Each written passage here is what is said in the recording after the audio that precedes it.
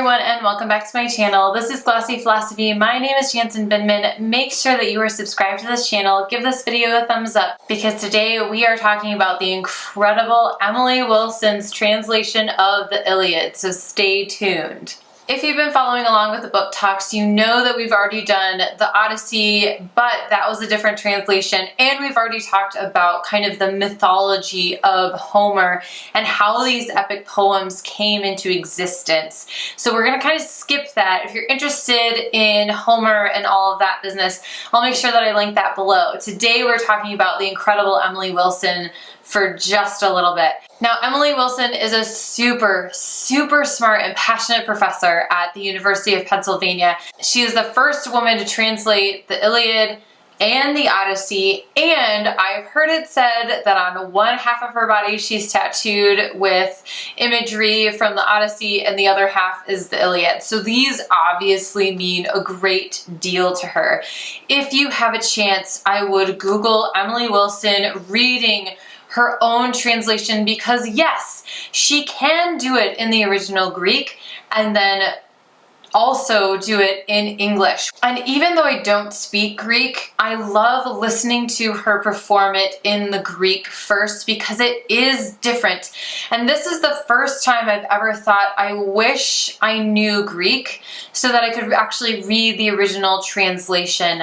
Normally when people say that, I think, how different could it possibly be? But hearing somebody actually speak it in the original tongue and then translate it, you hear those differences. Now, Emily Wilson speaks about this in the beginning before we get into the epic poem. And she says that she really wanted to make sure that the English translation sang like the Greek one does. So she turned, not only did she translate the epic poem, she also turned it into iambic pentameter, because iambic pentameter, for all of my Shakespeare fans out there, definitely feels like it sings. It has a heartbeat. It ba-bum, ba-bum, ba-bum. But it also has a fluidity that other translations that I've read of the Homer poems do not have. So this, in and of itself, is a reason to reread these epic poems, because it is a whole new situation going on here. I also love that in the beginning, again, before we even get into the epic poem, Emily Wilson breaks down main themes that she's really trying to draw out in her translation, from like brotherly love to love in general and what that looks like in various points of the story. Women and how they are treated is a very different viewpoint of how the women are treated from what I've heard ever since the beginning of time, because my mom was a social studies teacher and she knew about these stories and she definitely shared them with us. However, this translation feels much more real, a little bit less magical, even though of course we do have the gods and the demigods involved in this epic poem. So let's get started with just kind of breaking down the story. So while you've had quite a bit of time to read this poem, if you haven't, here's just like a really quick summary. At some point, the character of Paris is allowed to choose the most beautiful goddess out of three, and each of the three goddesses try to entice him with different things. He ends up choosing Aphrodite, who promises him the most beautiful woman in the world, which is Helen of Sparta.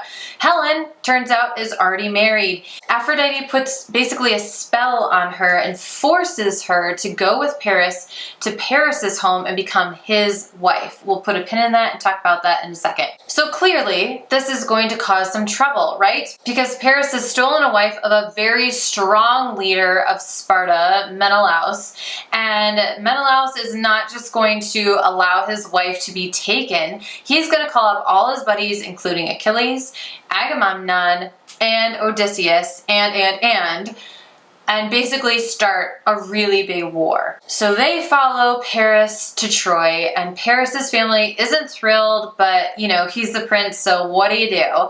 And they basically wage this war that lasts years and years and years. So let's talk about a few things that really stood out to me about this translation. Number one, iambic pentameter.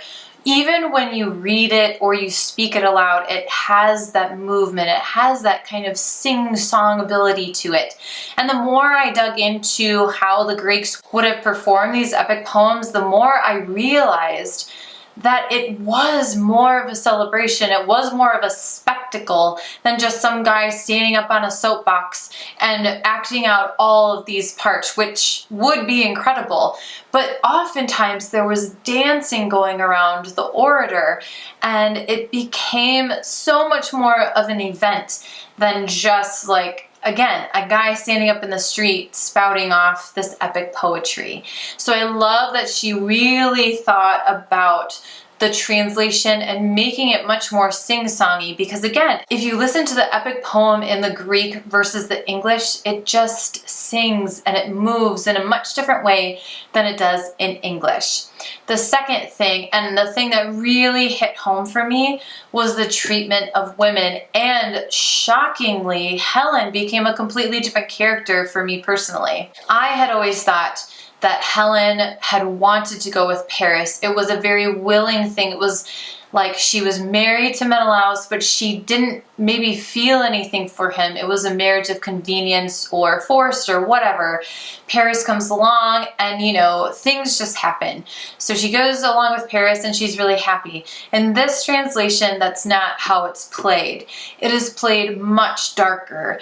So Aphrodite becomes this a very demanding goddess. She tells Helen at one point, so Helen has left the bedroom of Paris and she's basically weeping and sobbing and looking out at all of these soldiers, and she knows that they're all fighting for her to bring her back to her husband, and yet she physically cannot leave, not only because of Paris and his family of Troy, but also because Aphrodite is basically like puppet mastering everything for her.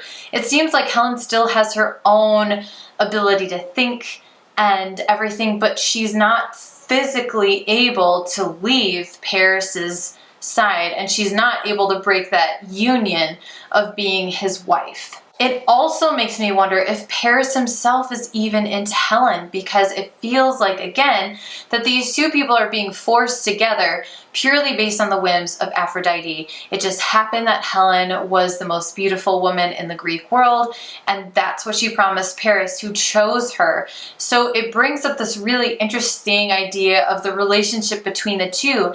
And with the theme of this year of what are we fighting for, it gets very confusing, because not only are the soldiers and friends of Menelaus who are trying to get Helen back very confused as to why they're still fighting, why they're still on the beaches of Troy after 6-7 years fighting for one woman to come down and go back to her husband. But also it's confusing on the Trojan side, because Hector and Paris's father constantly are like, are you sure we can't just maybe get rid of Helen? I don't know.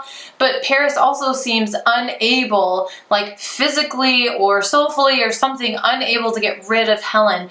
And it's a very different picture than I think the movies have presented to us and popular culture. So this idea of a woman being property, or at least being forced from one man to the other and then fighting between the men, is repeated over and over and over again.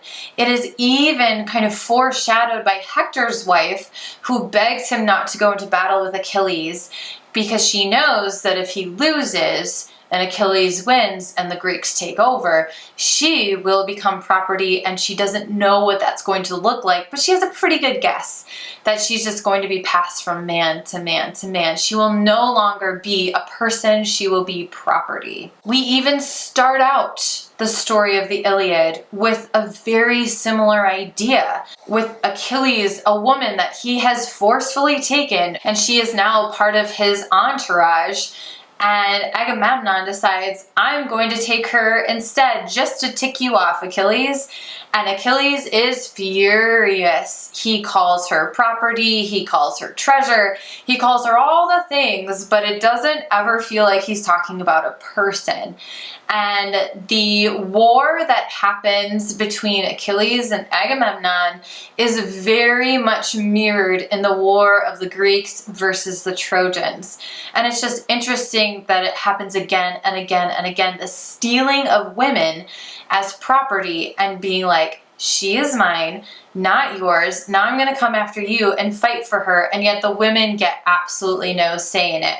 There are moments when the women cry and, you know, bemoan their own fate, and maybe they like feel a certain way towards one of their captors or whatever, but you absolutely get the feeling like they're not getting any say in their own life, and no one ever asks them how they feel about anything. And it is, I think, one of the most tragic and difficult to read pieces in this literature. Now, when I speak to my male friends in particular about the Iliad, they think it's so great. They definitely kind of forget about the abduction of the women, and they really focus in on the relationship between Achilles and Patroclus. Now, this is a really interesting relationship. Emily Wilson also says, you know, it's kind of a muddy relationship. They're lovers, but they also have lovers, like female lovers as well. But Patroclus acts like Achilles' wife when people come over to Achilles' tent. So there's this really kind of muddied relationship between the two of them. So when Patroclus basically perishes in Achilles' armor, Achilles loses his mind in a way that he has not lost his mind from losing some of his female property or other treasures. He basically tries to commit suicide and people stop him from committing suicide. And then he goes on an insane murderous rampage with the Trojans and anybody who gets in his way. Now, again, when I talk to my male friends, they always bring up the same passage, which I think is really interesting. And it is when Achilles finds out about Patroclus's death and the idea that a man can mourn another man. And for them, it doesn't matter that they are romantically involved and also friends. It's more just the idea of a man like Achilles, super strong, incredible warrior, demigod, falling to pieces because his friend, his best friend, has been killed. And then he just goes crazy.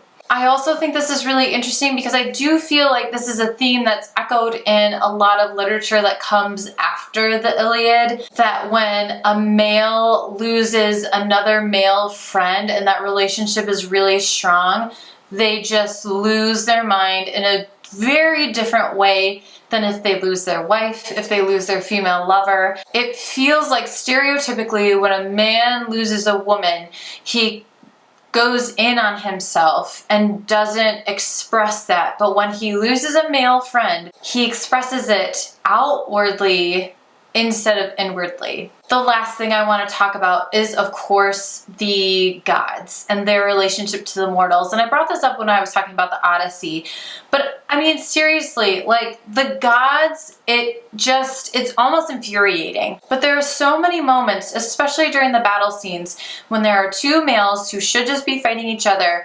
All of a sudden, the gods decide that they need to step in because their favorite isn't going to win, and so they whisk them away, or they put a spell on somebody so they're a little bit more clumsy, something like that. And how frustrating, as someone who's listening to this poem, I always think about the listener when they're hearing these epic poems. And especially because, as far as we know, that religious drive was pretty strong back then, to sacrificing to the gods and making sure that the gods are happy so that they don't interfere in the mortals' lives, and yet it seems like they will no matter what.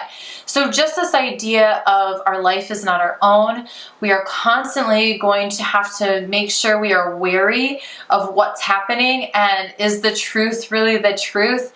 Is what we are experiencing actually real, or are the gods just messing with us? It's not even about being a good person, doing good deeds. It feels so juvenile. The gods feel so juvenile, like, you stepped on my toe, so now I'm gonna make sure that this guy wins over your guy. Except that it's massive deaths, and it is very serious in the human world compared to the divine world, and it just seems like a mess, and I'm glad that we don't follow those religious beliefs anymore. Thank you guys so much for watching this book talk. I think reading classics is really important.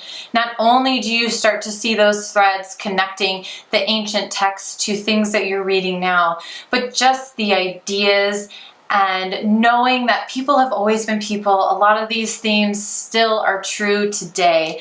If you are reading along with me, make sure that you check the description box below, because I have pretty much the rest of the year planned out where you can buy the books and, of course, the previous book talks.